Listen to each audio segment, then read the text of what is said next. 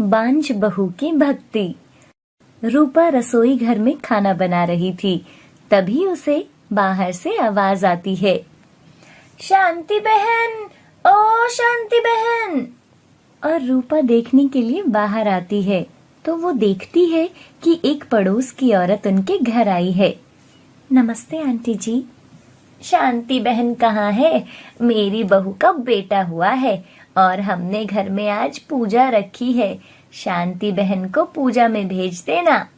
जी वो किसी काम से बाहर गई है, थोड़ी देर तक आ जाएंगी तो मैं उनको भेज दूंगी। अगर उनको आने में देर हो गई तो मैं खुद ही आ जाऊंगी।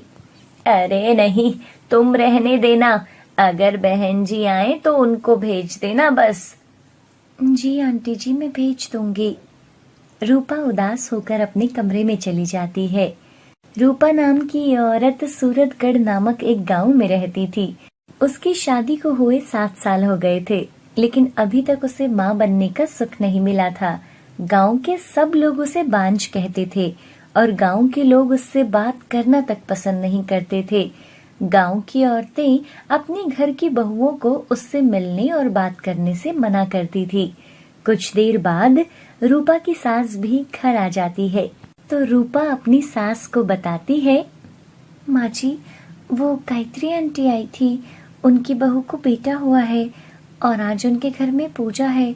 उन्होंने आपको पूजा में बुलाया है। जिनकी शादी को 1 साल हुआ था उनके भी घरों में बच्चे हो गए हैं, लेकिन एक मेरे घर में ये बांझ आई है। इतने साल हो गए बेटे की शादी को, लेकिन अभी तक बच्चे का मुंह नहीं देखा। भगवान इस बांझ को उठाता भी नहीं है। निकल जा मेरे घर से, अपने बेटे की कहीं और शादी करवा दूंगी। माँ जी, इसमें मेरी क्या गलती है? जब भगवान चाहेंगे तभी मुझे माँ का सुख मिलेगा। तभी रूपा का पति अशोक भी वहाँ आ जाता है और बोलता है, भगवान कभी नहीं चाहेंगे कि तू माँ बने, क्योंकि तू एक बांझ है। मेरी किस्मत ही फूटी थी जो मेरी शादी तुझसे हुई है। जब से तुझसे शादी हुई है मेरी जिंदगी खराब हो गई है। सब दोस्त मेरा मजाक बनाते हैं कि बाप कब बनेगा। मन तो करता है तुझे जान से मार दूं। तुम्हारी ये मनहूस शक्ल मुझे देखने से आजादी तो मिलेगी। और अशोक रूपा को धक्का मारकर गिरा देता है और वहां से चला जाता है। रूपा बेचारी रोने लगती है और उसके सर में चोट लग जाती है। हे भगवान, मैं क्या करूं? आखिर मेरे साथ ऐसा क्यों हो रहा है? क्यों आपने मुझे माँ के सुख से वंचित रखा है भगवान? इस तरह हर रोज रूपा को अपनी सास और पति से बातें सुननी पड़ती थी।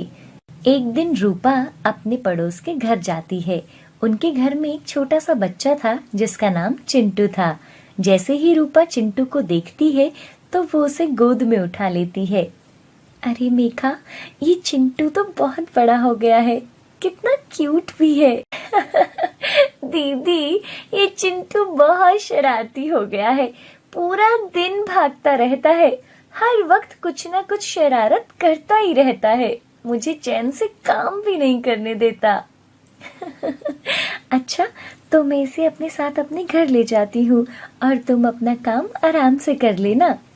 तभी उस बच्चे की दादी वहां आ जाती है और गुस्से से बोलती है, अरे छोड़ो हमारे बच्चे को, तुम इसे नीचे गिरा दोगी। और वो औरत बच्चे को उठाकर अंदर चली जाती है और अपनी बहू से बोलती है, तुम्हें कितनी बार समझाया है, जब ये बांझ रूपा घर में आए तो अपने बच्चे को अंदर लेकर चली जाया करो। इसका अपना तो कोई बच्चा है नहीं, दूसरे के बच्चों को उठाती रहती है और नजर लगा देती है। सब बोलते हैं कि इसकी नजर बहुत बुरी है, न जाने कब बच्चे को नजर लग जाए। तभी चिंटू की माँ से मेघा बोलती है, अरे माँ, ऐसा कुछ नहीं होता, मैं तो अंदर ही गई थी, ये चिंटू पता नहीं कब बाहर चला गया। उन दोनों की ये बातें रूपा सुन लेती है और वो रोते हुए घर चली जाती है। इधर चिंटू की माँ मेघा को रूपा के लिए बहुत बुरा लगता है और वो रात को अपने पति को बताती है, बेचारी रूपा दीदी को बच्चा न होने की वजह से सबसे कितना सुनना पड़ता है। आपको पता है, आज वो घर आई थी और चिंटू को उन्होंने अपनी गोद में उठाया, लेकिन माँ जी ने उनसे चिंटू को छीन लिया। रूपा दीदी को कितना बुरा लगा होगा। माँ जो बोलती है सही बोलती है, उनकी बात माना करो। माँ कुछ भी गलत नहीं बोलती, और सब गांव वाले बोलते हैं कि उस बांझ की नजर बहुत बुरी है। अगर माँ ने उनसे बात करने के लिए मना किया है तो उससे बात मत किया करो और चिंटू को उससे दूर रखा करो।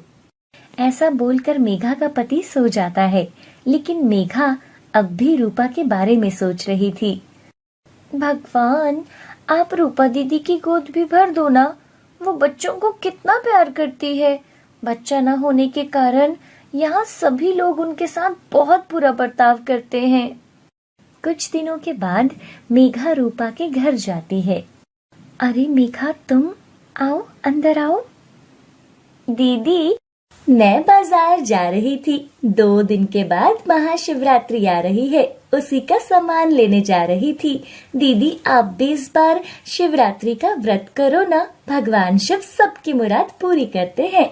मेरा मन कहता है वो आपको भी औलाद का सुख जरूर देंगे। सच में रूपा, क्या भोलेनाथ मुझे भी बच्चा देंगे? दीदी, आप एक बार विश्वास करके तो देखो, भोलेनाथ बहुत दयालु हैं। आप बस पूरी विधि विधान से इस बार शिवरात्रि का व्रत करना। मुझे पूरा विश्वास है, भोलेनाथ सब ठीक कर देंगे। और मेघा रूपा को शिवरात्रि की पूरी विधि समझाती है। अगले दिन रूपा महाशिवरात्रि का सारा सामान लाती है और शिवरात्रि की पूजा करती है। लेकिन रूपा की सास शांति रूपा को बहुत भला बुरा सुनाती है। लेकिन रूपा बिना किसी बात की परवाह किए पूरी श्रद्धा से महाशिवरात्रि की पूजा करती है और अपना व्रत पूरा करती है। कुछ दिनों बाद रूपा घर का काम कर रही थी और अचानक उसे चक्कर आ जाता है और वो गिर जाती है। जब रूपा को डॉक्टर के पास लेकर जाते हैं तो जो डॉक्टर बोलता है उन सबको इस पर विश्वास ही नहीं हो रहा था। देखिए, रूपा को अभी आराम करने की जरूरत है, ये माँ बनने वाली है। ये सुनकर सब खुश होते हैं और घर आकर रूपा का पति रूपा से माफी मांगता है। रूपा, मुझे माफ कर दो। बच्चा न होने के कारण मैंने तुम पर बहुत जुल्म किया है, हमेशा तुम्हें बुरा भला सुनाया।